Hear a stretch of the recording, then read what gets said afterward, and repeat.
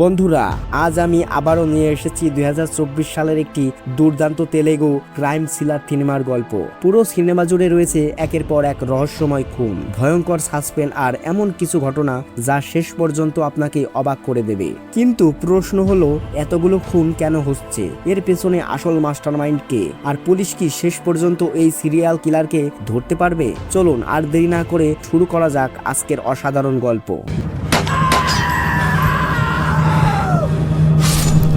গল্পের শুরুতেই আমরা একটি ছোট্ট সুখী পরিবারের সঙ্গে পরিচিত হই। পরিবারে বাবা মা আর দুই ছেলে। বড় ছেলের নাম সুকেশ আর ছোট ছেলের নাম রাজু। দুজনেরই পড়াশোনায় কোনো মন নেই, সারাদিন শুধু মোবাইলে গেম খেলতেই ব্যস্ত থাকে। এমন সময় তাদের বাড়িতে একজন ফুড ডেলিভারি বয় খাবার নিয়ে আসে। বাবা বারবার সুকেশকে দরজা খুলে খাবার আনতে বললেও সে গেম ছাড়তে রাজি হয় না, কারণ তার কাছে গেমটাই যেন সবকিছু। শেষ পর্যন্ত বাধ্য হয়ে বাবাকেই দরজা খুলে খাবার নিতে হয়। কিন্তু ডেলিভারি বয়টি বাড়ি থেকে একটু দূরে যেতেই ঘটে ভয়ঙ্কর এক ঘটনা। হঠাৎ কোথা থেকে এক অজানা মানসিক বিকারগ্রস্ত লোক এসে নির্মমভাবে তাকে হত্যা করে। হত্যার পর লোকটির আচরণ ছিল একেবারেই অস্বাভাবিক। সে যেন এক উন্মাদের মতো আচরণ করছিল। কিছুক্ষণ পর খবর পৌঁছে যায় পুলিশের কাছে। পুলিশ ঘটনাস্থলে এসে তদন্ত শুরু করে। প্রাথমিক তদন্তে তারা ধারণা করে ডেলিভারি বয় দুর্ঘটনাবশত পড়ে গিয়ে মৃত্যু হয়েছে, তাই লাশটি ময়না তদন্তের জন্য পাঠিয়ে দেওয়া হয়। এরপর গল্পে আসে শিবা দেবনাথ নামের এক মেডিকেল ছাত্র। সে ভবিষ্যতে একজন মিলিটারি ডাক্তার হওয়ার স্বপ্ন দেখে। একদিন তার এক বন্ধু খুব চিন্তিত অবস্থায় তার কাছে আসে। বন্ধুর কাজিন অনেকদিন ধরে অসুস্থ। দেশের বড় বড় হাসপাতালে চিকিৎসা করিয়েও কোনো লাভ হয়নি। শিবা রিপোর্টগুলো ভালোভাবে পরীক্ষা করে অবাক হয়ে যায়। সে জানায় মেয়েটি কোনো সাধারণ রোগে ভুগছে না, বরং তাকে কেউ প্রতিদিন অল্প অল্প করে স্লো পয়জন খাওয়াচ্ছে।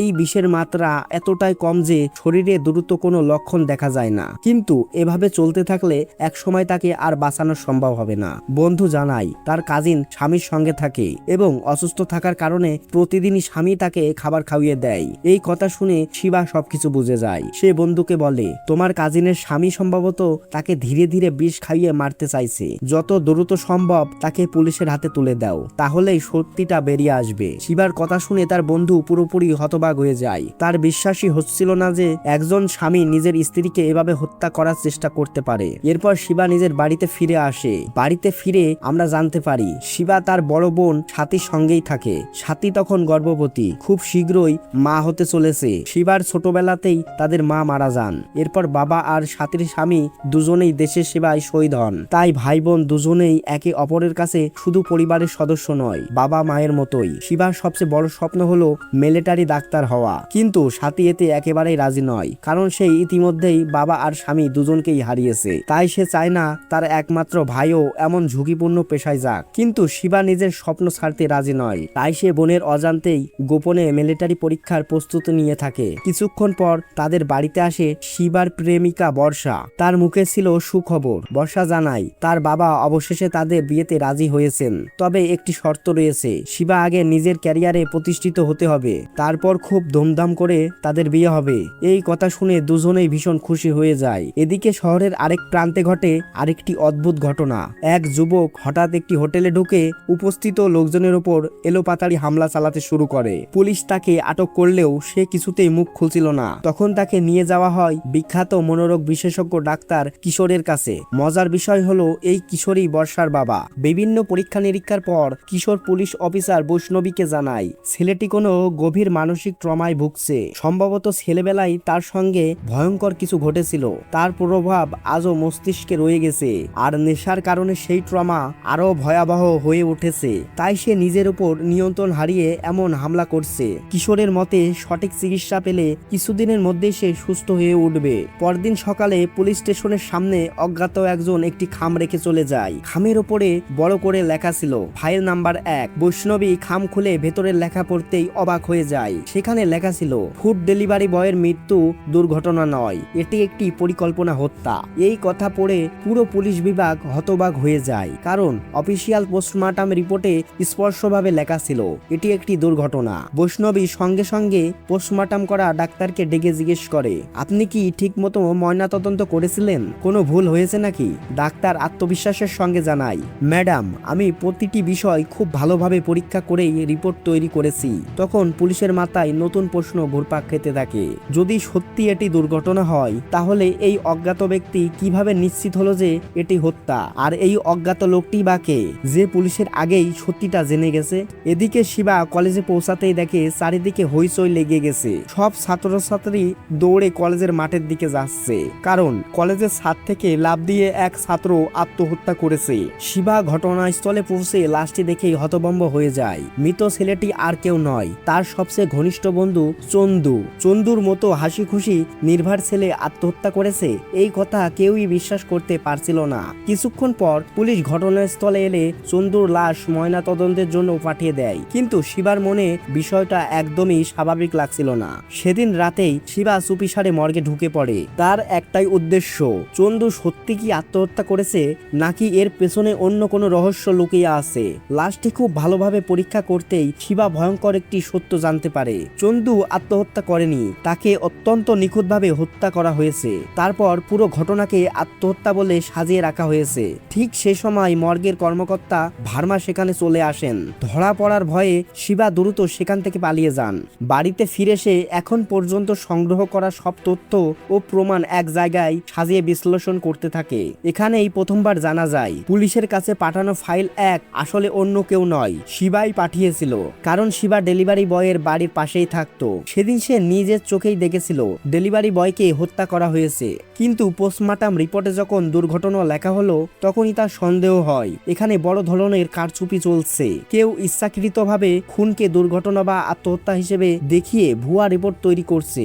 সেই কারণেই সে গোপনে পুলিশের কাছে প্রথম ফাইল পাঠিয়েছিল, যাতে তদন্তের দিক বদলে যায়। চান্দুর মৃত্যুর পর শিবা আরেকটি খাম পাঠায়, ফাইল 2। সেখানে লেখা ছিল চান্দু আত্মহত্যা করেনি, তাকে হত্যা করা হয়েছে, ভালোভাবে তদন্ত করুন। ফাইলটি হাতে পেয়ে বৈষ্ণবী প্রথমে এটাকে কারো মজা বা প্রাঙ্ক বলে মনে করে, কিন্তু তার সিনিয়র অফিসার বিষয়টিকে গুরুত্ব দেন। তিনি নির্দেশ দেন চান্দুর লাশের আবারও পোস্টমর্টম করা হবে, তবে এবার অন্য হাসপাতালের একজন বিশেষজ্ঞ ডাক্তারের দিয়ে। দ্বিতীয় পোস্টমর্টমের রিপোর্ট হাতে আসতেই সবাই স্তম্ভিত হয়ে যায়। ডাক্তার জানান চান্দুর মৃত্যু আসলেই হত্যা, তবে যেভাবে খুন করা হয়েছে তা এতটাই নিখুঁত যে সাধারণ পোস্টমর্টমে এটি আত্মহত্যা বলেই মনে হবে। অর্থাৎ প্রথম ডাক্তারও পুরোপুরি ভুল বলেননি, খুনি এমনভাবে হত্যা করেছে যে সত্যিটা বোঝাই প্রায় অসম্ভব। এরপর ডাক্তার আরো একটি গুরুত্বপূর্ণ কথা বলেন, যে ব্যক্তি পুলিশকে এই তথ্য পাঠিয়েছে সে হয় একজন ডাক্তার, নয়তো মেডিকেল ছাত্র, কারণ লাশ খুব ভালোভাবে পরীক্ষা না করলে এই সত্য ধরা সম্ভব নয়। এই কথার পর বৈষ্ণবীর সিনিয়র অফিসার আদেশ দেন যেভাবেই হোক ওই সিরিয়াল কিলারকে দ্রুত ধরতে হবে, শহরে আর একটিও খুন হওয়া চলবে না। কিন্তু পুলিশের ধারণা সম্পূর্ণ অন্যদিকে চলে যায়। তারা ভাবতে শুরু করে যে ব্যক্তি বারবার গোপনে ফাইল পাঠাচ্ছে সেই হয়তো আসল খুনি। ফলে আসল হত্যাকারীকে খোঁজার বদলে পুলিশ এখন সেই রহস্যময় ফাইল পাঠানো ব্যক্তিকেই খুঁজতে শুরু করে। এদিকে তদন্ত করতে গিয়ে পুলিশ চান্দুর কলেজে তল্লাশি চালায়। সেখানে মাটির নিচে তারা একটি অদ্ভুত ধাতব দ্রব্যের মতো জিনিস খুঁজে পায়। দেখতে এটি অনেক পুরানো কোনো ঐতিহাসিক নিদর্শনের অংশ বলে মনে হচ্ছিল। শিবা লুকিয়ে সেই বস্তুটির ছবি তুলে নেয়। পরে ফরেনসিক পরীক্ষায় জানা যায় এই দণ্ডের ওপর শুধু চন্দুর আঙুলের ছাপই রয়েছে। পুলিশ চন্দুর বন্ধুদের জিজ্ঞাসাবাদ করলেও এমন কোনো বস্তু আগে কখনো তার কাছে দেখেনি। এদিকে শিবাও নিজের মতো করে খুঁজতে থাকে এই রহস্যময় জিনিসটি আসলে কি। বৈষ্ণবী একজন আর্কোলজিস্ট সঙ্গে দেখা করেন। তিনি বস্তুটি দেখেই চিনে ফেলেন এটির নাম হাতিঘর। অনেক শতাব্দীর আগে এক রাজ্যের রাজার কাছে এই অস্ত্রটি ছিল। সেই রাজ্যে হঠাৎ একের পর এক মানুষ মারা যেতে শুরু করে। কেউই বুঝতে পারছিল না খুনিকে। হাজার হাজার মানুষের মৃত্যু হয়। শেষ পর্যন্ত সাধারণ মানুষ ক্ষুব্ধ হয়ে রাজপ্রাসাদে হামলা চালায়। তাদের বিশ্বাস ছিল রাজা এসব হত্যার পেছনে রয়েছে, কারণ এত হত্যাকাণ্ডের পরেও সে অপরাধীকে ধরতে পারেনি। হামলার সময় এই হাতিঘর ভেঙে 3 টুকরো হয়ে যায়। আর্কোলজিস্ট বলেন আপনারা যে অংশটি পেয়েছেন এটি মাঝের অংশ, আরো 2টি অংশ এখনো কোথাও রয়েছে। তারপর তিনি ভয়ঙ্কর একটি কথা বলেন, খুনি প্রতিটি হত্যার পরেই এই হাতিঘরের অংশ ফেলে রেখে যাচ্ছে। এর মানে সে একটি মেসেজই দিতে চাইছে, সে অতীতের সেই ভয়াবহ গণহত্যার ইতিহাস আবারও পুনরায় পুনরাবৃত্তি করতে চলেছে। এই কথা শুনে পুরো পুলিশের দল গভীর চিন্তায় পড়ে যায়, কারণ বিষয়টি শুধু একটি সাধারণ খুনের তদন্ত নয়, বরং সামনে হয়তো আরো বড় কোনো ভয়াবহ বিপর্যয় অপেক্ষা করছে। হাতিঘরের রহস্য জানার পর বৈষ্ণবী আর দেরি না করে পুরো টিম নিয়ে পৌঁছে যায় একটি পুরানো আর্ট গ্যালারিতে, কারণ এই ধরনের প্রাচীন নিদর্শন সেখানেই বিক্রি করা হয়। গ্যালারির মালিক জিনিসটি দেখেই বলে, হ্যাঁ ম্যাডাম, এই হাতির ঘরের অংশটা আমাদের দোকান থেকেই বিক্রি করা হয়েছিল। বৈষ্ণবী উত্তেজিত হয়ে জিজ্ঞেস করেন, কে কিনেছিল, তার নাম পরিচয় কি? লোকটি মাথা নেড়ে বলে, আমি তাকে চিনতে পারিনি, সে মুখে মাস্ক পরে এসেছিল। তবে একটা জিনিস আমার চোখে পড়েছিল, তার গলায় সবসময় একটি বক্স যন্ত্র ঝুলছিল। এই একটুকু তথ্য ছাড়া আর কিছুই বলতে পারে না সে। পুলিশ সেখান থেকে চলে যায়। কিছুক্ষণ পর শিবাও এই আর্ট গ্যালারিতে পৌঁছায়। সেও ঠিক একই প্রশ্ন করে, কিন্তু দোকানদার তাকেও একই উত্তর দেয়। মুখে মাস্ক ছিল, তার পরিচয় জানা যায়নি। তবে বাকযন্ত্র থাকার বিষয়টি আবারও শিবার মাথায় ঘুরতে থাকে। সে বুঝতে পারে যেই হোক সে সম্ভবত চিকিৎসা পেশার সঙ্গে জড়িত। এদিকে শিবার সঙ্গে দেখা করতে আসে তার পুরানো বান্ধবী স্বপ্না। স্বপ্না অনেকদিন ধরেই শিবাকে ভালোবাসে, কিন্তু শিবা আগেই তাকে পরিষ্কার বলে রেখেছিল, আমি বর্ষাকে ভালোবাসি, খুব শীঘ্রই আমাদের বিয়ে হবে, তাই আমাদের মধ্যে বন্ধুত্বের বাইরে আর কিছু সম্ভব নয়। এই কথা মনে পড়তেই স্বপ্না আবারও ভীষণ কষ্ট পায়। এরপর শিবা দেখা করতে যায় স্বপ্নার ভাই সত্যের সঙ্গে। সত্য একজন দক্ষ গেম ডেভেলপার। শিবা তাকে বলে, দেখ ভাই, আমি কিছু বললে তোমার বোন আবারও কষ্ট পাবে, তুমি ওকে বোঝাও, আমার আর ওর মধ্যে কখনোই কোনো সম্পর্ক হতে পারে না। সত্য দীর্ঘ নিঃশ্বাস ফেলে বলে, মা মারা যাওয়ার পর থেকেই ও খুব একা হয়ে গেছে, তবুও আমি ওকে বোঝানোর চেষ্টা করব। সেই রাতেই বৈষ্ণবী ও তার টিম শহরে টহল দিচ্ছিল। ঠিক তখনই কিছু দূরে ঘটে যায় আরেকটি নৃশংস হত্যাকাণ্ড। এক অজ্ঞাত ব্যক্তি হঠাৎ স্বপ্নার ওপরে হামলা চালিয়ে তাকে নির্মমভাবে হত্যা করে। ঠিক সেই সময় শিবাও ওই রাস্তা দিয়েই বাড়ি ফিরছিল। নিজের চোখের সামনে ঘটনাটি দেখে সে মুহূর্তেই দেরি না করে খুনির পেছনে ধাওয়া করে, কিন্তু খুনি অন্ধকারের সুযোগ নিয়ে পালিয়ে যায়। এদিকে পুলিশের টিম ঘটনাস্থলে পৌঁছে যায়। সেখানে তারা স্বপ্নার লাশের পাশে একটি মোটরসাইকেল দেখতে পায়। এটি ছিল শিবার বাইক। খুনির পেছনে ছুটতে গিয়ে তাড়াহুড়ো সে নিজের বাইক সেখানে ফেলে গিয়েছিল। আরো একটি বিষয় সবার নজরে আসে, লাশের পাশে পড়ে আছে হাতিয়ারের দ্বিতীয় অংশ। সব প্রমাণ যেন একসঙ্গে শিবার দিকে ইঙ্গিত করছে। পুলিশ সঙ্গে সঙ্গে সিদ্ধান্তে পৌঁছে যায়, এই বাইকের মালিকই সম্ভবত খুনি। এদিকে খুনিকে ধরতে ব্যর্থ হয়ে শিবা যখন নিজের বাইক নিতে ফিরে আসে, তখন দূর থেকেই অসংখ্য পুলিশ দেখতে পায়। এক মুহূর্তেই সে বুঝে যায়, এখন যদি ধরা পড়ে তাহলে কেউ তার কথা বিশ্বাস করবে না। তাই বাধ্য হয়ে সে সেখান থেকে পালিয়ে যায়। বাইকের নম্বর ট্রেস করে পুলিশ খুব সহজেই শিবার পরিচয় জেনে ফেলে।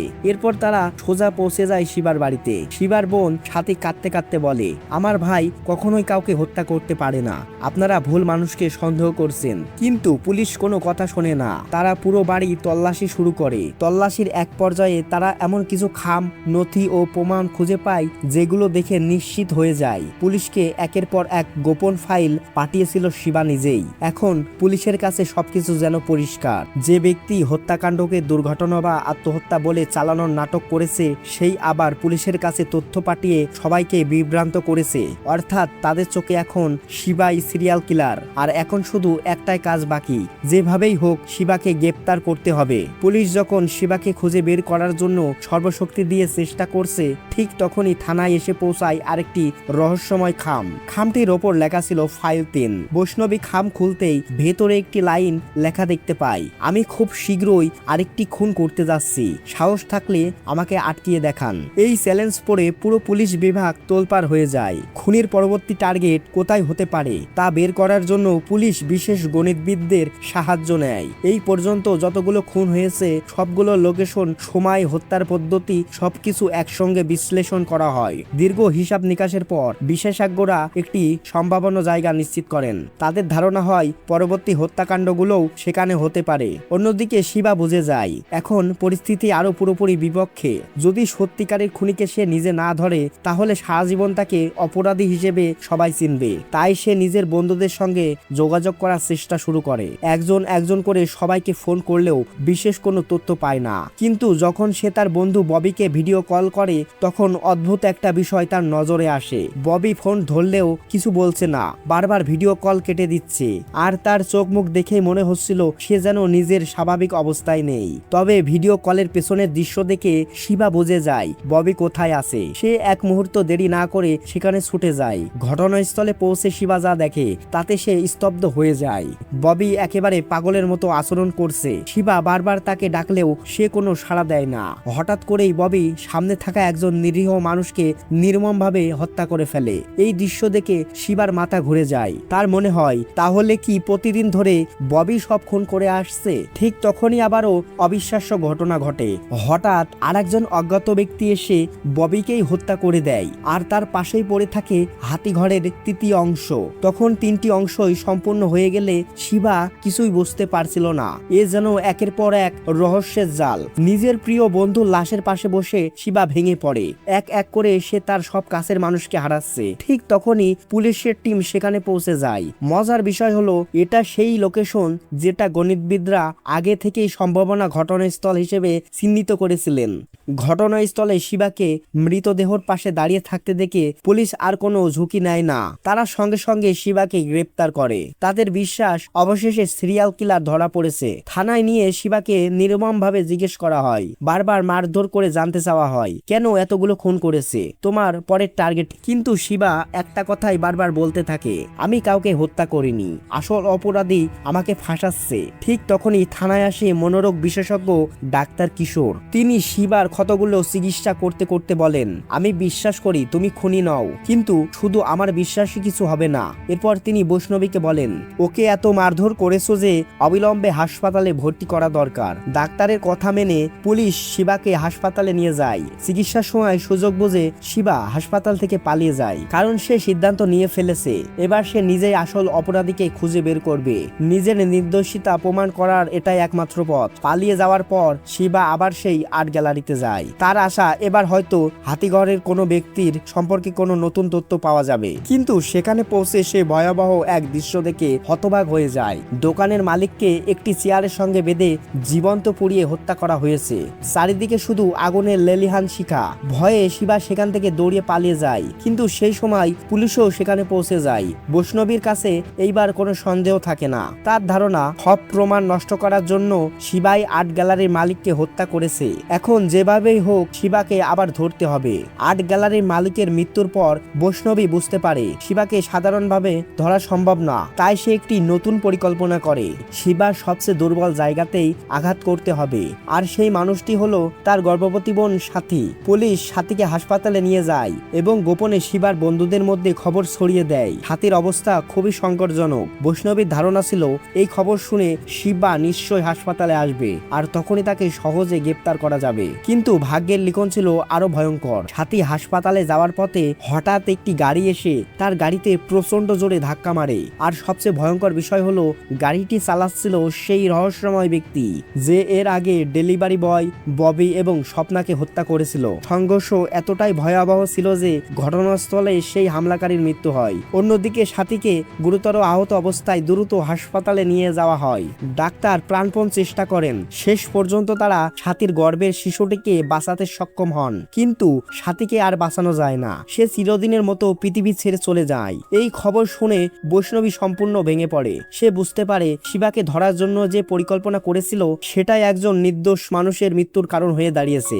অপরাধবোধে ভুগে সে নিজের চাকরি থেকেই পদত্যাগের সিদ্ধান্ত নেয়, কিন্তু তার সহকর্মী তাকে বোঝায়, এটা আপনার ইচ্ছাকৃত ভুল ছিল না, আপনি জানতেনও না এমন দুর্ঘটনা ঘটবে। আপনি যদি এখন সরে দাঁড়ান তাহলে আরো অনেক নিরীহ মানুষ মারা যেতে পারে। অনেক বোঝানোর পর বৈষ্ণবী আবারও তদন্তে ফিরে আসে। এদিকে শিবার এক বন্ধু ফোন করে তাকে সাথীর মৃত্যুর খবর জানায়। খবর শুনে শিবা যেন পাথর হয়ে যায়। সে ছুটে হাসপাতালে পৌঁছে নিজের বোনের নিতর দেহ দেখে কান্নায় ভেঙে পড়ে। সে বারবার বলতে থাকে, আমাকে ধরতে গিয়ে পুলিশ আমার বোনকে মেরে ফেললো। কিছুক্ষণ পর সে সিদ্ধান্ত নেয় আর পালিয়ে লাভ নেই। সে নিজেই পুলিশের কাছে আত্মসমর্পণ করবে, কিন্তু তার এক বন্ধু তাকে থামিয়ে দেয়। বন্ধু বলে, তুই যদি এখন আত্মসমর্পণ করিস তাহলে আসল অপরাধী কোনোদিনও ধরা পড়বে না। যে তোর বোনের মৃত্যুর জন্য দায়ী সে আজও বাইরে ঘুরে বেড়াচ্ছে। তোর লড়াই এখনো শেষ হয়নি। বন্ধুর কথা শুনে শিবা আবারও সাহস পায়। সে সিদ্ধান্ত নেয় যতক্ষণ না প্রকৃত অপরাধী ধরা পড়ছে ততক্ষণ সে হার মানবে না। কিছুক্ষণ পর শিবা নিজের বাড়িতে ফিরে আসে। হঠাৎ পাশের বাড়ি থেকে চিৎকার চেঁচামেচির শব্দ শুনে সে দৌড়ে যায়। এটি ছিল সুকেশের বাড়ি। ঘরের ভেতরে ঢুকতেই সে অবাক হয়ে যায়। সুকেশ সম্পূর্ণ উন্মাদের মতো আচরণ করছে। সে নিজের ছোট ভাই রাজুকেই হত্যা করার চেষ্টা করছে। শিবা আর সুকেশের মা মিলে অনেক কষ্টে তাকে আটকে ফেলে। শেষ পর্যন্ত পেছন থেকে আঘাত করে তাকে অচেতন করা হয়। এরপর শিবা রাজুকে জিজ্ঞেস করে, তোমার ভাইয়ের হঠাৎ এমন কি হলো? রাজু ভয়ে কাঁপতে কাঁপতে বলে, দাদা সারাদিন একটা স্নাইপার নামে মোবাইল গেম খেলতো। একটা বড় টুর্নামেন্ট আসছে বলে দিন রাত শুধু গেমই খেলতো। আজ হঠাৎ করেই সে পাগলের মতো হয়ে গেল। এই কথা শুনে শিবার মাথায় যেন বিদ্যুৎ চমকে ওঠে। সে হঠাৎ মনে করতে পারে ববিও তো ঠিক একই গেম খেলতো। তাহলে কি সব হত্যাকাণ্ডের পেছনে এই গেমের কোনো সম্পর্ক আছে? এই সন্দেহ দূর করার জন্য শিবা দ্রুত ছুটে যায় তার বন্ধু সত্যর কাছে, কারণ সত্য একজন দক্ষ গেম ডেভেলপার। শিবা তাকে বলে, যেভাবেই হোক এই স্নাইপার গেমটার সম্পর্কে সব তথ্য বের করতে হবে। সত্য সঙ্গে সঙ্গে নিজের কম্পিউটারের তদন্ত শুরু করে। অনেকক্ষণ ধরে কোড বিশ্লেষণ করার পর সে এমন কিছু আবিষ্কার করে যা দেখে তার মুখের রঙই বদলে যায়। সে কাপা গলায় শিবাকে বলে, এটা কোনো সাধারণ গেম নয়, এটা মৃত্যুর ফাঁদ। সত্য সঙ্গে সঙ্গে বলে, শুধু আমি নই, এই বিষয়টা পুলিশেরও জানা দরকার। বৈষ্ণবী ম্যাডামকে এখনই এখানে ডাকো। শিবা একটু দ্বিধায় পড়ে যায়। সে বলে, তুমি কি পাগল? পুলিশ তো আমাকে দেখা মাত্র গ্রেপ্তার করবে। সত্য গভীর গলায় উত্তর দেয়, এটা আর শুধু তোমার কেস নয়, এটা হাজার হাজার মানুষের জীবনের প্রশ্ন। পুলিশের সাহায্য ছাড়া এই খেলার পেছনের লোকটাকে ধরা অসম্ভব। শেষ পর্যন্ত শিবা সাহস করে বৈষ্ণবীকে ফোন করে সত্যের বাড়িতে আসতে বলে। কিছুক্ষণ পর বৈষ্ণবী তার পুরো টিম নিয়ে সেখানে পৌঁছে যায়। সত্য সবাইকে বসিয়ে গেমটির আসল রহস্য খুলে বলতে শুরু করে। সে জানায়, এটা কোনো সাধারণ গেম নয়, এটা মানুষকে হত্যা করার জন্য তৈরি করা হয়েছে। গেমটির মোট 4টি লেভেল রয়েছে। প্রথম লেভেলে সবকিছু একেবারে স্বাভাবিক মনে হয়, যে কেউ খেললে বুঝতে পারবে না এর ভিতরে কোনো বিপজ্জনক ফাঁদ লুকিয়ে আছে। কিন্তু দ্বিতীয় লেভেলে পৌঁছানোর পর থেকেই খেলোয়াড়দের মস্তিষ্কে ধীরে ধীরে প্রভাব পড়তে শুরু করে। আর তৃতীয় লেভেলে শুরু হয় মৃত্যুর খেলা। সত্য জানায়, যে খেলোয়াড় তৃতীয় লেভেলে পৌঁছে যায় তাকে একটি বিশেষ মিশন দেওয়া হয়। তার কাজ হলো যেসব খেলোয়াড় তৃতীয় লেভেল পার করতে পারেনি তাদের হত্যা করা। এই কারণেই সুকেশ নিজের ভাইকে মারতে যাচ্ছিল, কারণ তার ভাই তখনও দ্বিতীয় লেভেলেই আটকে ছিল। তারপর সত্য আরো ভয়ঙ্কর তথ্য দেয়। তৃতীয় লেভেলের খেলোয়াড়দের একটি বিশেষ লেন্স এবং ইয়ারবাড ব্যবহার করতে হয়। এই লেন্স পড়ার পর তাদের চোখে দ্বিতীয় লেভেলের খেলোয়াড়রা আর মানুষ হিসেবে দেখা যায় না, বরং তারা দেখতে পায় ভয়ঙ্কর সব দানব। তাই তারা মনে করে দানবদের হত্যা করাই গেমের মিশন, অথচ বাস্তবে তারা নিরীহ মানুষকেই হত্যা করছে। বৈষ্ণবী প্রথমে এসব বিশ্বাস করতেই পারছিল না, তার কাছে বিষয়টি অবিশ্বাস্য মনে হচ্ছিল। তখন সত্য বলে, আপনি চাইলে এখনই প্রমাণ দেখতে পারেন। এই মুহূর্তে কয়েকজন তৃতীয় লেভেলের খেলোয়াড় অ্যাক্টিভ রয়েছে। তারা খুব শীঘ্রই দ্বিতীয় লেভেলের কোনো খেলোয়াড়কে হত্যা করার চেষ্টা করবে। বৈষ্ণবী, শিবা আর পুলিশের একটি দল সেই লোকেশনটিতে পৌঁছে যায়। কিছুক্ষণ অপেক্ষা করার পর তারা একজন যুবককে দেখতে পায়। সে অদ্ভুতভাবে চারিদিকে তাকাচ্ছে। তার চোখে বিশেষ ধরনের লেন্স আর কানে ইয়ারবাড লাগানো। শিবা আর পুলিশ চুপচাপ তাকে অনুসরণ করতে থাকে। কিছু দূর যাওয়ার পর যুবকটি হঠাৎ একজন নিরীহ মানুষকে লক্ষ্য করে এগিয়ে যায়। তার চোখে সেই মানুষটি ছিল ভয়ঙ্কর দানব। ঠিক যখনই সে হামলা করতে যাচ্ছিল, পুলিশ ঝাঁপিয়ে পড়ে তাকে আটক করে ফেলে। ফলে লোকটির প্রাণ বেঁচে যায়। কিন্তু ঘটনা এখানেই শেষ হয় না। হঠাৎ আরেকজন তৃতীয় লেভেলের খেলোয়াড় এখানে হাজির হয়। সে কোনো সুযোগ না দিয়েই দ্বিতীয় লেভেলের খেলোয়াড়কে হত্যা করে ফেলে।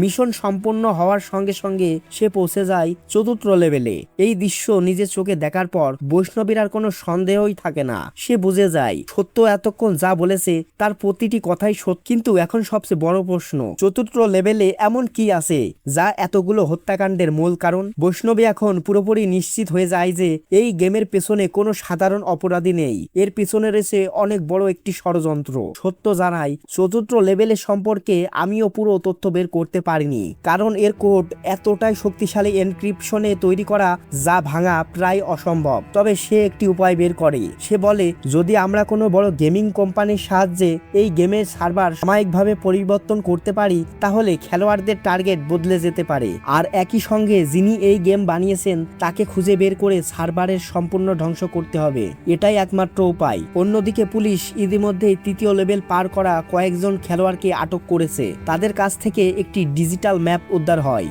সেখানে স্পর্শ করে একটি জায়গার নাম লেখা ছিল তিরুপতি। এই নাম দেখেই বৈষ্ণবের মুখ ফ্যাকাশে হয়ে যায়, কারণ পরের দিনই তিরুপতিতে একটি বিশাল ধর্মীয় উৎসব ও লাখো মানুষের সমাগম হওয়ার কথা। সে আতঙ্কিত হয়ে বলে, তাহলে কি চতুর্থ লেভেলের আসল টার্গেট তিরুপতি? যদি তাই হয় তাহলে হাজার হাজার নিরীহ মানুষ একসঙ্গে মারা যেতে পারে। ঠিক তখনই বৈষ্ণবীর মনে আরেকটি প্রশ্ন আসে। সে শিবাকে জিজ্ঞেস করে, ফাইল স্যার কে পাঠিয়েছে? শিবা শান্তভাবে উত্তর দেয়, আমি শুধু 3টে ফাইলই পাঠিয়েছিলাম। করেছিলাম। চতুর্থ ফাইলটি আমি পাঠাইনি। এরপর সে ধীরে ধীরে নিজের সন্দেহের কথা খুলে বলে। শিবা বলে, আমার মনে হয় এই পুরো ঘটনার পেছনে একজনই রয়েছে, ডাক্তার কিশোর। এই কথা শুনে বৈষ্ণবী বিস্ময়ে হতবাক হয়ে যায়, কারণ কিশোর শুধু একজন নামকরা মনোরোগ বিশেষজ্ঞই নন, তিনি আবার শিবার হবু শ্বশুরও। শিবা একে একে নিজের সব যুক্তি তুলে ধরে। সে বলে, হাসপাতাল থেকে পালাতে আমাকে কিশোরই সাহায্য করেছিল, কারণ আমি যদি বাইরে থাকি আর একের পর এক খুন হতে থাকে তাহলে সব অভিযোগ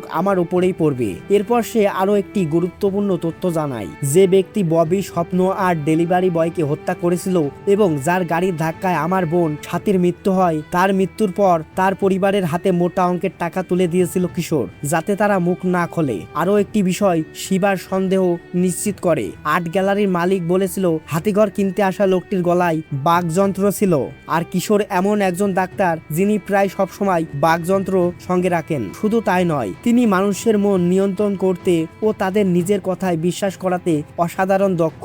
এই দক্ষতাকে তিনি নিজের অস্ত্র হিসেবে ব্যবহার করছেন। শিবা শেষ পর্যন্ত জানায়, সে আগেই কিশোরকে গোপনে অপহরণ করে একটি নিরাপদ জায়গায় আটকে রেখেছে, কারণ সে চেয়েছিল সবার সামনে কিশোরের আসল মুখোশ খুলে দিতে। বৈষ্ণবী আর পুরো পুলিশ টিম মিলে শিবার সঙ্গে সে গোপন জায়গায় পৌঁছে যায়। সেখানে কিশোরকে সামনে এনে শিবা জিজ্ঞেস করে, বলুন কেন আমাকে ফাঁসিয়েছেন? কিশোর ঠান্ডা মাথায় হেসে উত্তর দেয়, আসলে আমার পরিকল্পনা তুমি ছিলে না, কিন্তু তুমি যখন পুলিশের কাছে প্রথম ফাইল পাঠিয়ে জানিয়ে দিলে যে ডেলিভারি বয়কে হত্যা করা হয়েছে, তখনই আমি বুঝে গেলাম তোমাকে বাঁচিয়ে রাখলে আমার পরিকল্পনা ভেস্তে যেতে পারে, তাই সব খুনের দায় তোমার ঘাড়ে চাপিয়ে দিলাম। বৈষ্ণবী এবার কিশোরকে সরাসরি প্রশ্ন করে, কিন্তু কেন?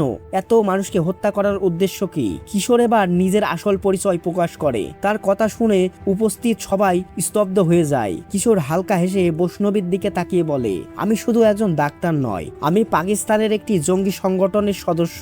এই কথা শুনে ঘরে উপস্থিত সবাই স্তব্ধ হয়ে যায়। কিশোর বলতে শুরু করে, বহু বছর ধরে আমি তাদের কাছেই প্রশিক্ষণ নিয়েছি, কিন্তু তারা কখনোই আমার যোগ্যতায় বিশ্বাস করেনি। তারা ভাবতো আমি বড় কোনো অপারেশন সফল করতে পারবো না, তাই আমি এমন একটি পরিকল্পনা তৈরি করেছি যা পুরো ভারতকে নাড়িয়ে দেবে। কিশোর জানায়, সে কয়েকজন দক্ষ সফটওয়্যার ডেভেলপারের সাহায্যে ভয়ঙ্কর স্নাইপার গেম তৈরি করেছিল, দেশের তরুণদের গেমের নেশায় আসক্ত করে তাদের নিজেদের হাতেই মানুষ হত্যা করানো। কারণ সে জানতো আজকের অনেক তরুণরাই মোবাইল গেমে এতটাই ডুবে থাকে যে বাস্তব আর ভার্চুয়াল জগতের মধ্যে পার্থক্য ভুলে যেতে পারে। সেই দুর্বলতাকে সে নিজের অস্ত্র বানিয়ে নিয়েছিল।